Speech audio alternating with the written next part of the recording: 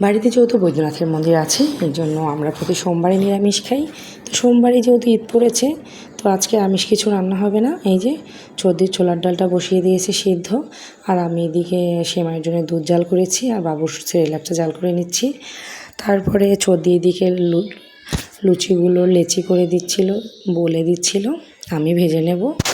আর মা ওইদিকে পুজো করছে, ঘরের লক্ষ্মী পুজো, তারপরে বাবা বৈদ্যনাথের পুজো করে আসবে। তারপরে মা ডালটা সোমবার দিয়ে দিল আর সেমাইটাও রান্না করে নিল। তো লুচি ভেজে আমি চলে আসলাম, আর ভাগ্নে বাবা আবার লুচি খাবে না, তার লুচি পছন্দ নয়, এই জন্য তার জন্য কয়েকটা রুটি করে নিলাম। তো এই যে নিরামিষ হলেও খাবার দাবারের আয়োজন একদম খারাপ ছিল না। লুচি, ছোলার ডাল, সেমাই, তারপরে বাবা আবার দোকান থেকে মিষ্টি কিনে নিয়ে এসেছে, জিলাপি আর ছোট ছোট লাল মিষ্টি। তো খাওয়া দাওয়া সবাই মিলে ভালোই হলো, একদম খারাপ নয়। নিরামিষ হলেও আমরা আজকের দিনটা এনজয়ই করেছি।